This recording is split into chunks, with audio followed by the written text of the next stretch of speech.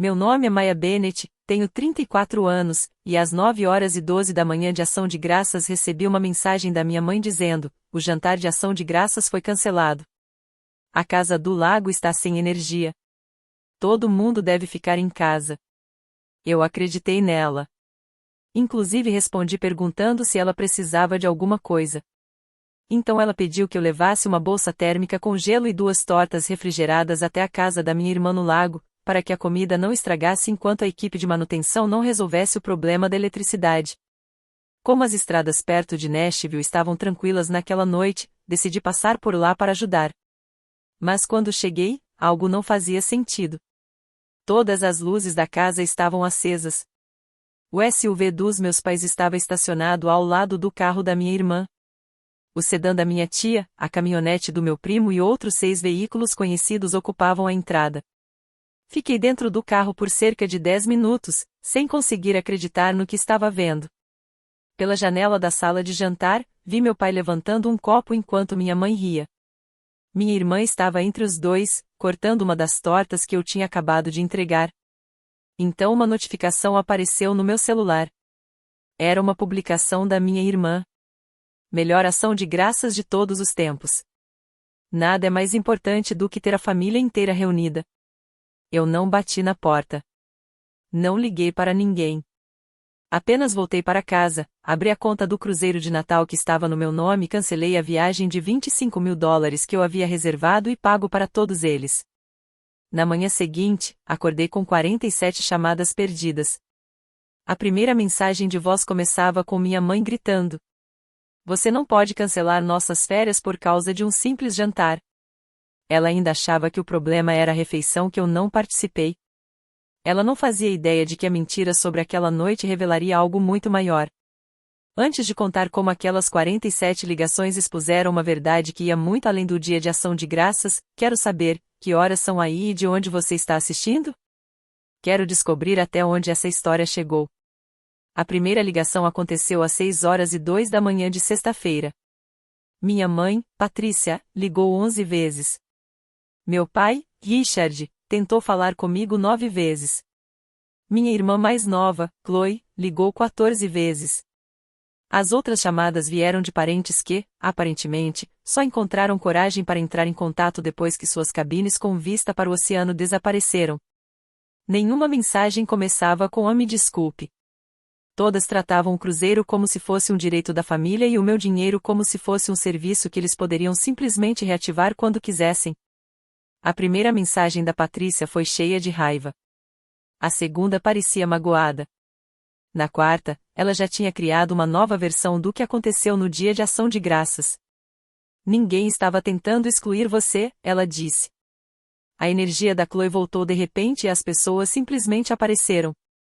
Mas 8 famílias diferentes não aparecem por acaso com comida preparada, roupas combinando e planos para passar o feriado juntas. Minha mãe havia me pedido para entregar a sobremesa que seria servida em um jantar que ela insistia em dizer que nunca aconteceu.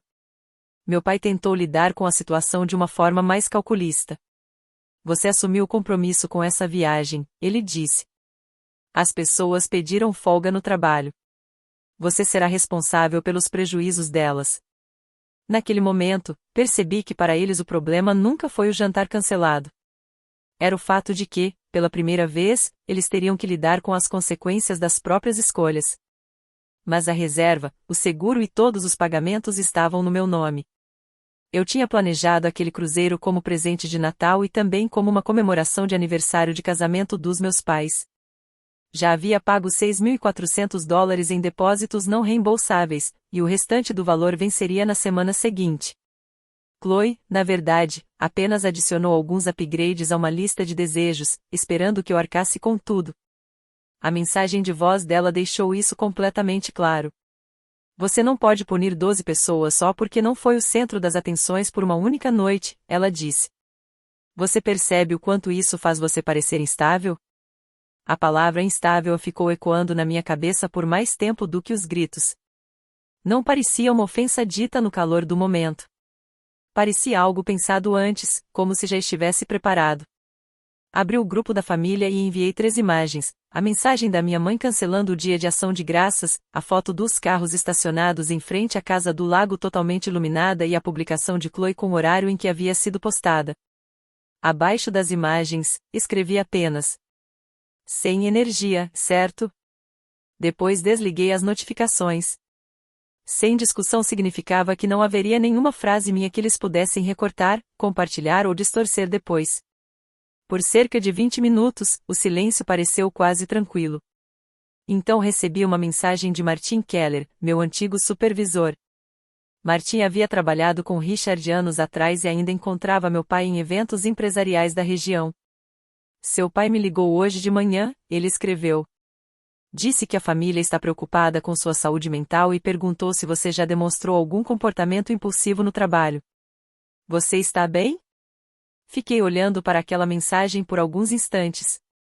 As palavras pareciam ficar cada vez mais claras. Eles não estavam mais tentando justificar um jantar falso. Estavam criando uma lista de pessoas que poderiam testemunhar contra mim. Liguei para Martin, agradeci por ter perguntado e pedi que ele anotasse exatamente o que Richard havia dito enquanto ainda se lembrava dos detalhes. Expliquei o cancelamento do cruzeiro em apenas 2 frases objetivas e enviei as capturas de tela das mensagens. Martin parecia constrangido por ter acreditado inicialmente naquela história, mas eu fiquei grata por ele ter me procurado. Meu pai achou que usar uma antiga conexão profissional iria me intimidar e me obrigar a ceder. Mas acabou fazendo o contrário. Ele deixou uma prova independente da tentativa de manchar minha reputação. Até o meio-dia, outra pessoa próxima da família recebeu a mesma versão dos fatos, que Maya tinha tido uma crise emocional e talvez precisasse de ajuda. Mas ninguém perguntou por que 12 adultos estavam aceitando uma viagem de $25.000 paga por alguém que eles diziam estar fora de controle.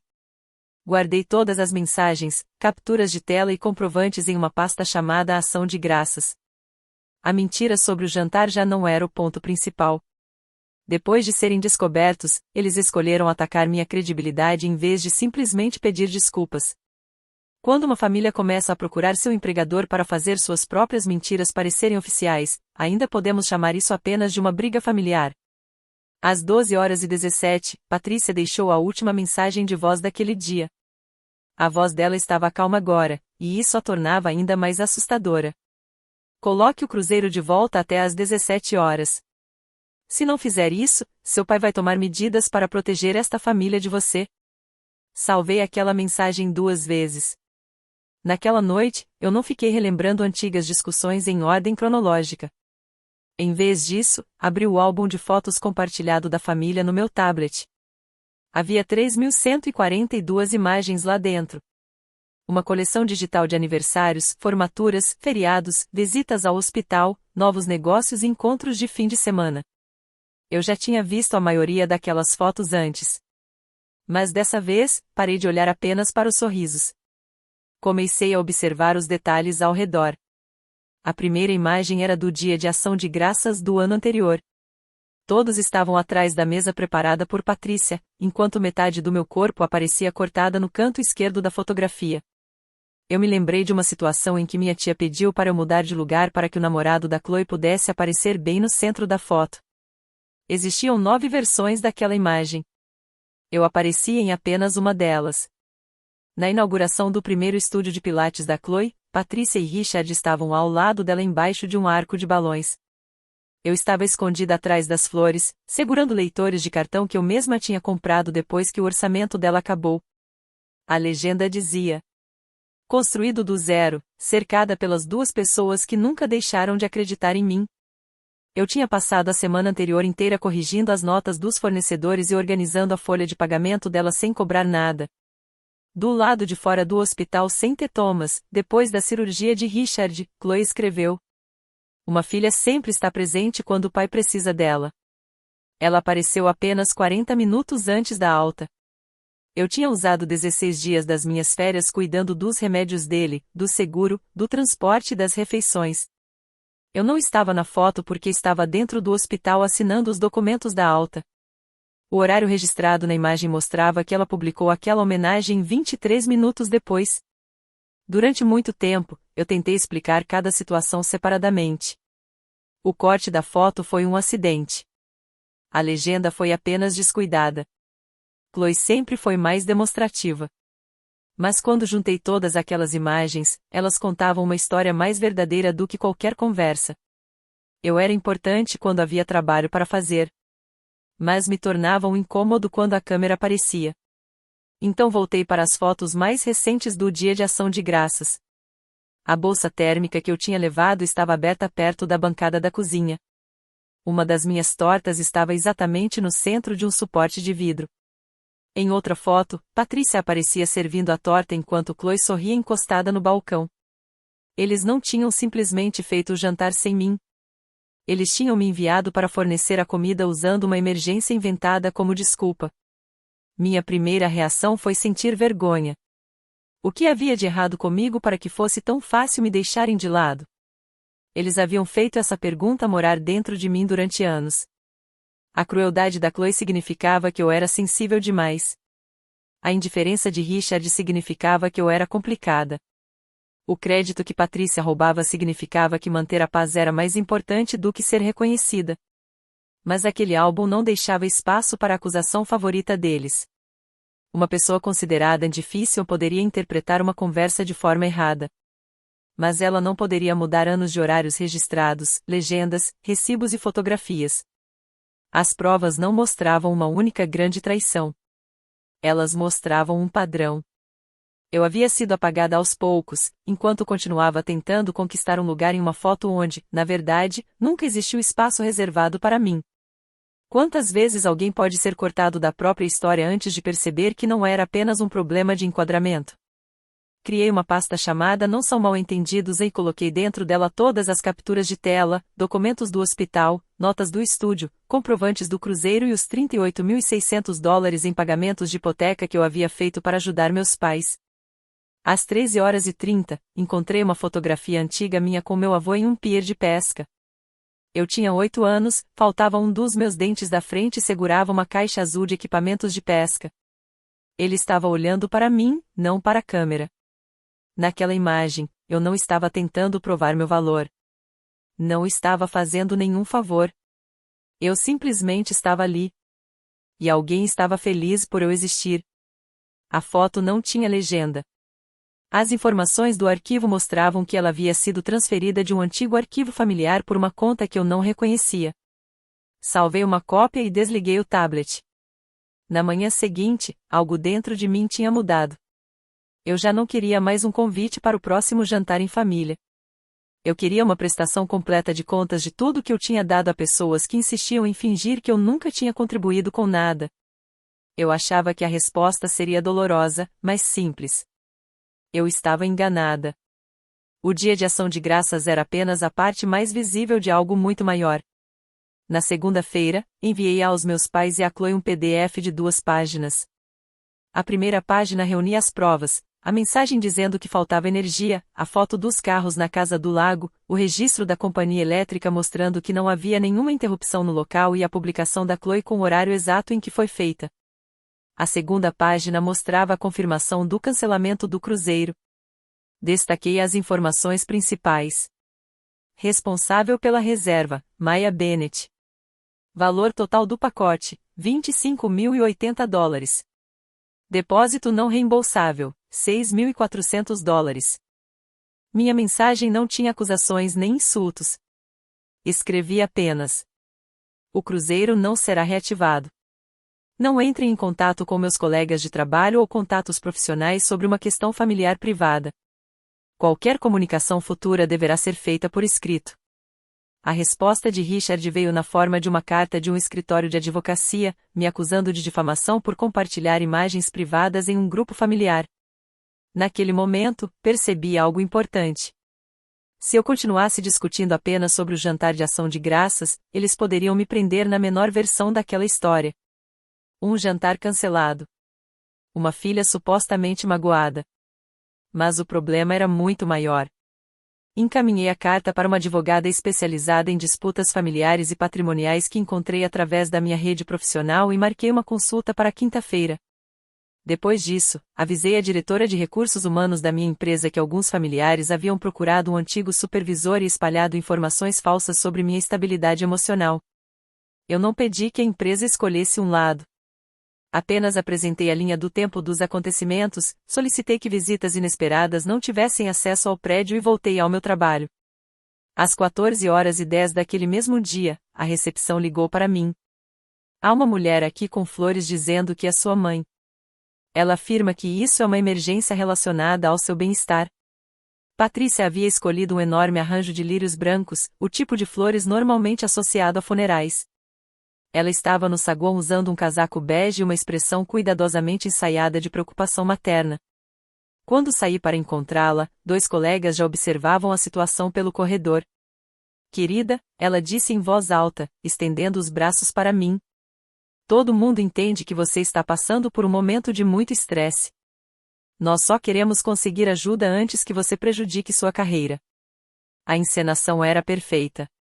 Se eu levantasse a voz, eu confirmaria a imagem da pessoa instável que ela havia criado. Se eu aceitasse o abraço, ela poderia contar para todos que tínhamos feito as pazes.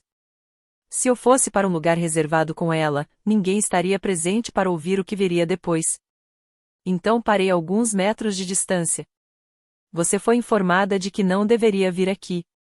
Por favor, vá embora. O sorriso dela ficou mais rígido. Seu pai conversou com algumas pessoas. Elas estão preocupadas.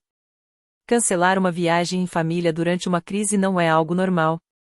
Mentir sobre uma queda de energia também não é um diagnóstico médico. Ela colocou as flores no balcão da recepção e baixou o tom de voz. A Chloe só queria um feriado tranquilo. Você deixa todos desconfortáveis porque fica sentada julgando todo mundo. Nós pensamos que passar um dia sozinha seria melhor para você. E então eu ouvi aquilo claramente. A exclusão sendo apresentada como cuidado. A humilhação sendo disfarçada de preocupação. Pedi que a segurança a acompanhasse para fora. Ela resistiu apenas o suficiente para dizer à recepcionista: por favor, me ligue se a Maia começar a agir de forma estranha. Depois, as portas de vidro se fecharam atrás dela. Guardei o número do registro da ocorrência da segurança e pedi ao RH que preservasse as imagens das câmeras. A recepção doou as flores para uma instituição de idosos, onde pelo menos aquele gesto acabou servindo para algo positivo. Enquanto isso, Chloe começou a espalhar uma planilha com uma lista dos supostos prejuízos que eu teria causado pelo cancelamento do cruzeiro. Ela incluiu custos imaginários de passagens aéreas, um pacote de spa que nunca foi comprado e até $2.000 por danos emocionais. Um primo encaminhou o arquivo para mim. Depois, Chloe ligou para a companhia de cruzeiros, disse que era uma das organizadoras da viagem e tentou recuperar a reserva usando minha forma de pagamento. Eu neguei a autorização e pedi que tudo fosse registrado por escrito. A pressão já não me assustava mais. Cada nova tentativa dele se transformava apenas em mais uma prova. Naquela noite, recebi uma mensagem de voz de um número que eu não reconhecia. A pessoa do outro lado se apresentou como Derek Ali, o antigo contador do meu avô. Maia, seu pai entrou em contato comigo hoje, ele disse. Ele pediu que eu escrevesse uma carta afirmando que você tinha um histórico de decisões financeiras irresponsáveis. Eu me recusei. Ele fez uma pausa antes de continuar. Ele não pediria algo assim se não estivesse com medo de que você começasse a investigar documentos antigos. Existem registros com a sua assinatura que eu acredito que você nunca viu. Precisamos conversar. Liguei de volta em menos de 1 minuto. Derek pediu que eu fosse até o escritório dele, porque os documentos eram extensos demais para carregar e sensíveis demais para serem enviados por e-mail. Antes de desligarmos, ele fez uma pergunta que mudou tudo. Quando você completou 25 anos, Richard transferiu para você o controle do fundo criado pelo seu avô. Eu nunca tinha ouvido falar de nenhum fundo. O silêncio do outro lado da linha mostrou que minha resposta confirmou exatamente o que ele temia. Derek confirmou minha identidade, conectou um arquivo criptografado e abriu uma pasta chamada Fundo Familiar Bennett, Beneficiário MB. Minhas iniciais estavam em centenas de páginas. Meu avô havia criado aquele fundo quando eu tinha 16 anos, com o objetivo de garantir minha educação, minha primeira casa e minha segurança financeira no futuro. O patrimônio incluía investimentos e participação em 2 imóveis alugados. Richard era o administrador do fundo até eu completar 25 anos. A partir daquele momento, ele deveria apresentar uma prestação final de contas e transferir o controle para mim. Antes das movimentações suspeitas, o valor ultrapassava $300 mil. Eu preparava os relatórios anuais até 7 anos atrás, Derek explicou. Quando você completou 25 anos, enviei os documentos de transferência para o endereço registrado.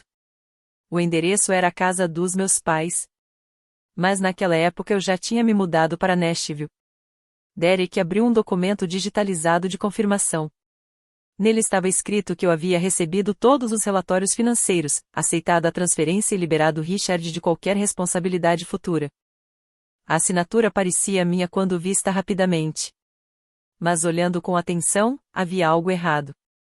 O traço inicial do meu AM estava inclinado para o lado oposto. Eu não tinha assinado aquilo. Era exatamente isso que eu precisava ouvir de você pessoalmente, Derek respondeu.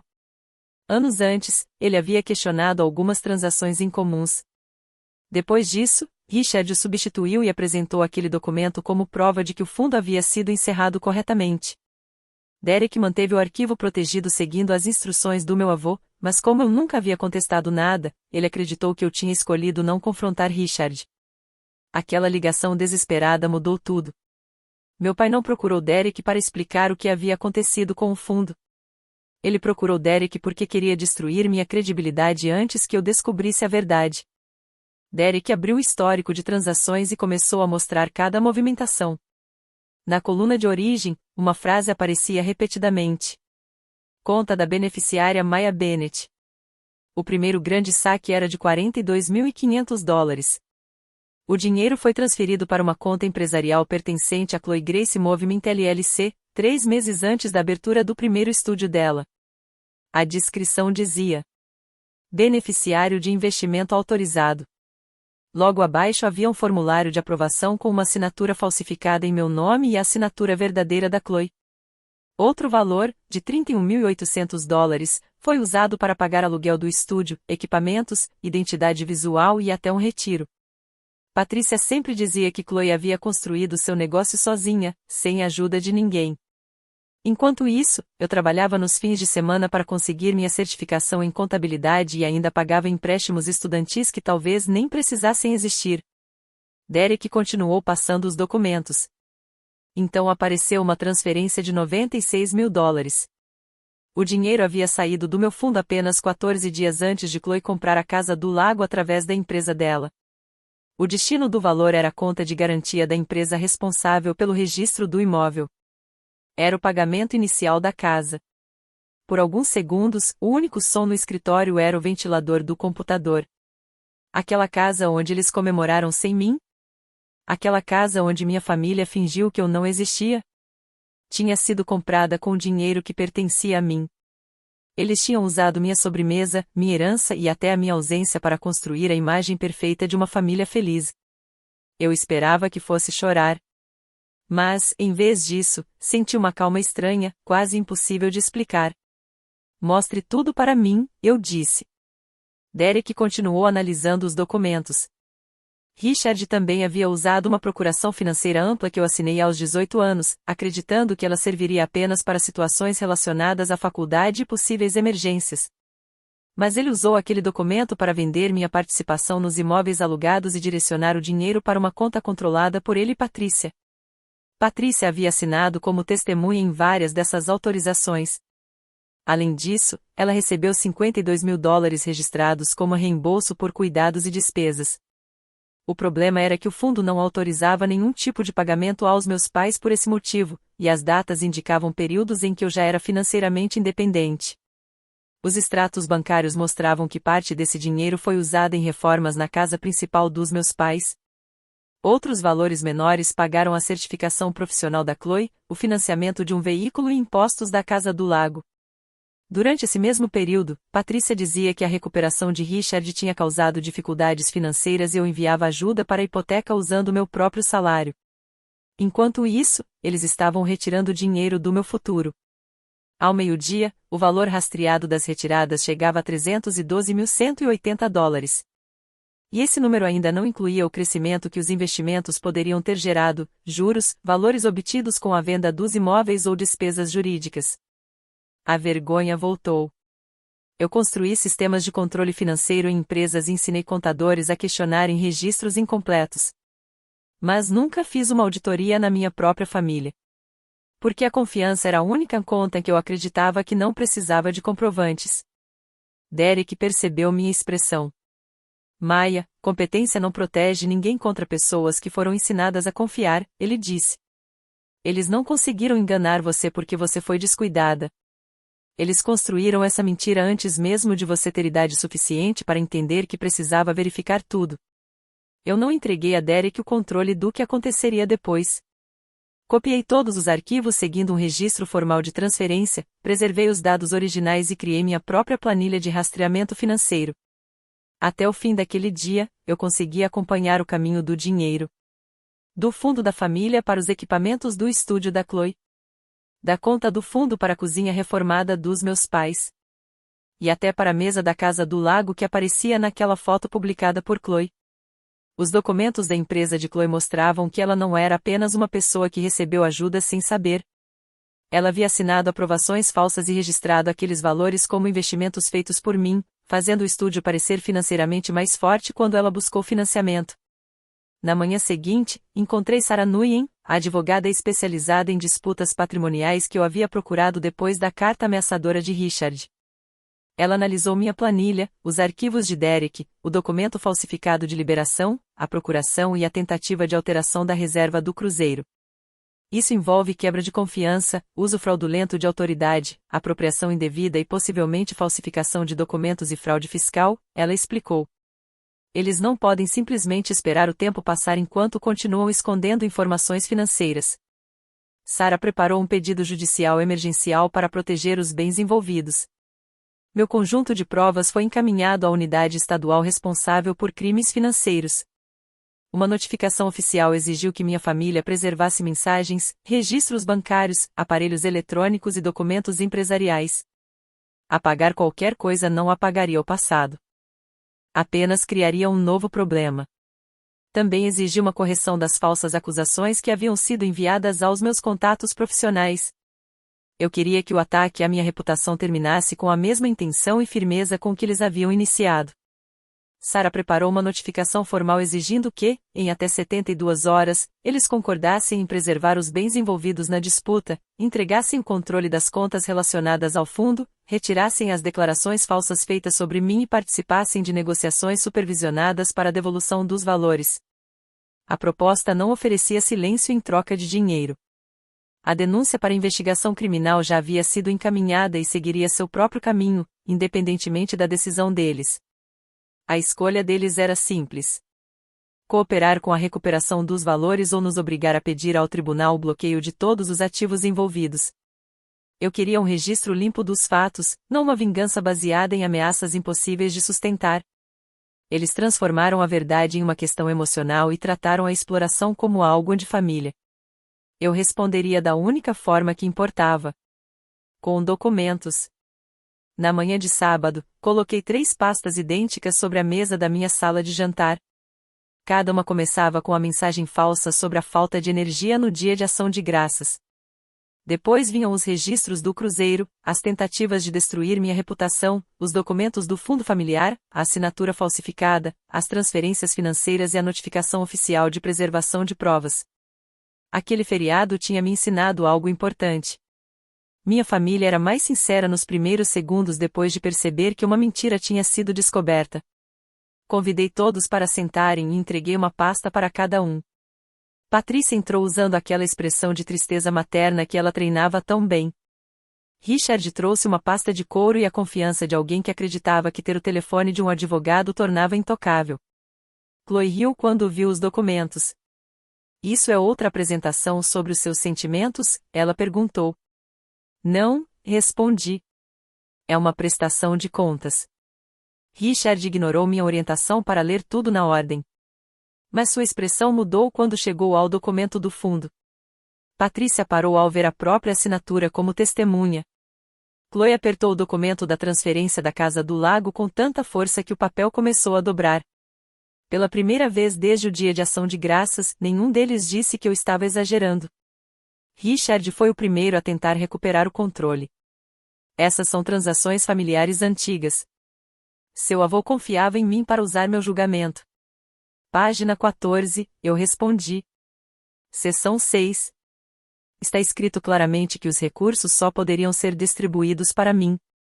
Página 32 é o documento de liberação que você apresentou com uma assinatura falsificada.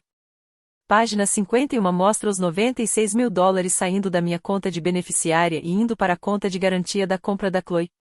Chloe empurrou a pasta para longe. Meus pais disseram que era uma antecipação da minha herança. Então por que você assinou um documento identificando a mim como investidora? Eu assino centenas de documentos de negócios. Você assinou 6 desses documentos durante 4 anos. A confusão no rosto dela desapareceu. Então veio o ataque. O que você realmente pode fazer? Ela perguntou. Quem vai acreditar em uma mulher solteira, sem marido ou filhos, que passou a vida inteira com inveja da própria irmã? Uma semana antes, talvez eu tivesse tentado justificar minha vida para ela. Mas naquele momento, apenas olhei para a assinatura dela nos documentos. O banco já confirmou a análise da assinatura, eu disse. A empresa responsável pelo registro do imóvel confirmou os registros da transferência. Este caso não depende da opinião de ninguém sobre mim.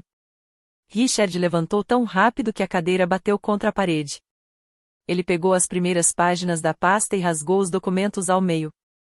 Patrícia ficou sem reação. Chloe apenas ficou olhando para ele. Eu esperei até os pedaços caírem no tapete. Essas eram cópias, eu disse calmamente. O arquivo completo foi entregue à minha advogada e ao investigador da Unidade Estadual de Crimes Financeiros ontem pela manhã. A raiva desapareceu do rosto dele. Naquele instante, ele não parecia mais um homem no controle da situação. Parecia apenas alguém envelhecido, encarando provas que já não conseguia esconder. Patrícia começou a chorar. Maia, por favor. Nós tomamos decisões pensando na família. A Chloe precisava de uma oportunidade. Você sempre foi capaz. Tinha uma carreira estável. Ela precisava de mais ajuda. Eu olhei para ela sem acreditar. Então vocês roubaram da filha que vocês achavam que conseguiria superar isso? Nós íamos devolver o dinheiro. Com o quê? Ela olhou para Richard. Ele baixou os olhos para o chão. Então me virei para Chloe. A Casa do Lago, o investimento inicial do estúdio e todos aqueles custos vieram do meu fundo. Você construiu uma imagem de independência usando o meu dinheiro como uma fonte escondida por trás de tudo. Ela se levantou e apontou para mim. Você pagava essas coisas porque era assim que conseguia controlar as pessoas. O cruzeiro, a hipoteca deles, tudo. Você usa dinheiro para obrigar as pessoas a incluírem você. Naquele momento, percebi o quanto aquela lógica era distorcida. Eles pegaram tudo que eu ofereci voluntariamente e também aquilo que eu nem sabia que existia. Depois transformaram minha generosidade em um defeito. Eles não suportavam a ideia de que a pessoa que sempre sustentou o conforto deles finalmente criasse limites. Empurrei a notificação civil sobre a mesa. Vocês têm 72 horas para preservar os bens envolvidos, entregar os registros financeiros, parar de entrar em contato com meu trabalho e iniciar negociações supervisionadas para a devolução dos valores. A investigação criminal já não depende mais da minha decisão. Richard leu a primeira página. Isso é chantagem. Não. O relatório já foi protocolado. O contato da Sarah está na última página. Patrícia estendeu a mão em minha direção, mas eu afastei a minha. O que as pessoas vão pensar? Ela sussurrou. Era essa a única consequência que ela conseguia imaginar. Elas vão analisar os documentos, respondi. Eles deixaram as páginas rasgadas no meu chão. Patrícia ficou parada por alguns instantes, como se esperasse que a antiga Maia aparecesse para aliviar o desconforto de todos. Mas eu permaneci em silêncio. Então ela saiu atrás deles. Eles não cooperaram. Na hora 68, Chloe tentou transferir a propriedade da Casa do Lago para uma nova empresa. Na hora 70, Richard movimentou dinheiro para uma conta fora do estado. Na hora 71, Patrícia começou a dizer aos parentes que eu tinha inventado o fundo familiar. Na hora 72, Sara entrou com o pedido judicial emergencial acompanhado de todas as provas. O tribunal bloqueou a transferência da Casa do Lago, restringiu o acesso às contas do estúdio e proibiu a venda ou refinanciamento da casa dos meus pais. Também determinou a preservação de registros eletrônicos. Aquilo deveria ter encerrado qualquer tentativa deles de esconder a verdade. Mas teve o efeito contrário. Eles ficaram desesperados. Chloe apresentou notas fiscais antigas alegando que eu havia feito investimentos voluntários no negócio dela. Mas os dados dos arquivos mostravam que aqueles documentos tinham sido criados depois da ordem de preservação. Richard tentou reclassificar os saques como simples reembolsos de despesas da infância. Patrícia apagou e-mails, sem perceber que muitos deles ainda estavam armazenados em servidores sincronizados. As próprias tentativas de defesa acabaram entregando aos investigadores algo ainda mais importante: provas de coordenação e tentativa de ocultação. 3 semanas depois, minha família pediu ao juiz que liberasse novamente as contas bloqueadas. O advogado deles argumentou que as transferências eram apenas acordos informais entre familiares. Sara então apresentou os documentos do fundo, a liberação falsificada, os registros da transferência para a compra da casa e os horários falsos das notas fiscais. Derek confirmou a autenticidade de todos os arquivos. Naquele momento, a história que eles tentaram esconder por anos finalmente estava registrada oficialmente. Eu confirmei oficialmente a autenticidade da minha planilha financeira. O juiz manteve o bloqueio dos bens, nomeou um administrador independente para supervisionar os ativos e encaminhou as notas fiscais suspeitas para investigação. Chloe ficou pálida quando esse administrador teve acesso aos registros completos da empresa dela. Patrícia perdeu o cargo que ocupava em uma organização beneficente. Os parceiros comerciais do estúdio da Chloe suspenderam qualquer envolvimento. Martin apresentou um relato formal sobre a tentativa de Richard de prejudicar minha reputação, e minha empresa proibiu permanentemente que os 3 tivessem acesso às instalações. 4 meses depois, as acusações criminais foram oficialmente apresentadas, após intimações confirmarem todo o caminho percorrido pelo dinheiro.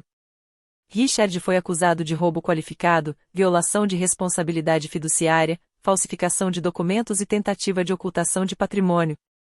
Patrícia respondeu por participação no esquema, falsificação de registros e recebimento de valores desviados. Chloe foi acusada de facilitar as transferências ilegais, apresentar documentos empresariais falsos e criar evidências manipuladas. O relatório oficial não mencionava o dia de ação de graças. A reputação deles não foi destruída por causa de um jantar. Foi destruída por anos de registros financeiros e pelas novas mentiras que escolheram contar mesmo depois de terem a oportunidade de parar. Na manhã em que as acusações se tornaram públicas, meu celular mostrou apenas uma ligação de Patrícia. Não houve uma sequência de 47 mensagens dessa vez. Deixei cair na caixa postal. Maia, você destruiu esta família, ela disse. Salvei a mensagem na pasta de evidências e depois fechei o arquivo. Pela primeira vez, a versão dela da história não precisava mais da minha resposta. 14 meses depois, eu morava em Denver, onde havia aceitado uma promoção para liderar uma equipe de controles financeiros. Eu não saí de Nashville porque aquela cidade pertencia a eles. Eu saí porque, quando parei de organizar minha vida em torno das emergências e necessidades da minha família, finalmente fiquei livre para escolher uma oportunidade que eu havia recusado 2 vezes antes. Os processos civil e criminal terminaram por meio de acordos judiciais e uma ordem de restituição aprovada pelo tribunal. Richard admitiu que desviou recursos do fundo, falsificou minha autorização e tentou movimentar dinheiro depois de receber a ordem de preservação dos documentos. Ele recebeu 30 meses de prisão estadual e foi proibido de atuar novamente como administrador de patrimônio ou representante financeiro. Patrícia admitiu sua participação nas transferências e nos registros falsos. Ela recebeu 14 meses de prisão, seguidos por um período de liberdade supervisionada. Chloe admitiu ter assinado documentos falsos de investimento e criado notas fiscais com datas alteradas. Ela recebeu 10 meses de prisão no condado, 5 anos de supervisão e uma obrigação de restituição vinculada aos seus rendimentos futuros. Mas as consequências não terminaram nas sentenças. A Casa do Lago foi vendida pelo administrador indicado pelo tribunal. O estúdio da Chloe fechou depois que as contas foram analisadas. O contrato do espaço foi encerrado e os clientes descobriram que o negócio havia sido financiado com dinheiro desviado. Os equipamentos foram vendidos e a parte restante da participação dela na empresa foi usada para pagar a restituição. Depois de cumprir sua pena, Chloe se mudou para outra cidade e começou a trabalhar em uma academia, sob regras que impediam que ela administrasse dinheiro de clientes. Meus pais venderam a casa principal. Parte do valor da venda foi usada para devolver o dinheiro aplicado nas reformas, e o restante foi destinado ao pagamento das obrigações determinadas pelo tribunal. Os cômodos impecáveis que Patrícia costumava mostrar em fotos de eventos beneficentes pertenciam a outra família na primavera seguinte. Quando ela saiu da prisão, mudou-se para um apartamento simples e percebeu que muitas das pessoas que ela havia convencido a questionar minha estabilidade de repente estavam ocupadas demais para atender suas ligações. Os parentes que tinham defendido minha família nunca fizeram pedidos públicos de desculpas. A maioria simplesmente desapareceu. Alguns enviaram mensagens cuidadosamente escritas dizendo que não conheciam toda a história. Embora nunca tivessem se preocupado em perguntar quando era apenas a minha reputação que estava sendo destruída. Respondi apenas aos 2 primos que assumiram a responsabilidade pelo que fizeram sem tentar criar desculpas. O restante das mensagens permaneceu sem resposta. O perdão deixou de ser algo que qualquer pessoa poderia exigir de mim como se fosse uma obrigação. A contabilidade final colocou o valor dos recursos desviados, os rendimentos perdidos, os valores dos imóveis e os custos recuperáveis em mais de $440 mil. Eu não recebi tudo de uma vez, e parte da restituição levaria anos para ser concluída. A justiça não conseguiu devolver a década em que paguei empréstimos estudantis enquanto existia um fundo em meu nome que eu nem sabia que estava lá. Ela também não poderia me entregar de volta o dia de ação de graças que eu imaginava ter perdido. Mas algo foi restaurado. O direito de confiar na minha própria realidade. Um dia, depois que o administrador terminou de revisar o sótão dos meus pais, chegou uma caixa até mim. Meu nome estava escrito na parte superior com a letra do meu avô. Dentro havia documentos antigos de impostos, iscas de pesca embrulhadas em jornais velhos e a fotografia original que eu tinha encontrado no álbum digital. Debaixo dela havia um pequeno álbum de couro. As fotos eram simples. Meu avô me ensinando a preparar uma vara de pesca. Eu dormindo ao lado de uma pilha de livros da biblioteca.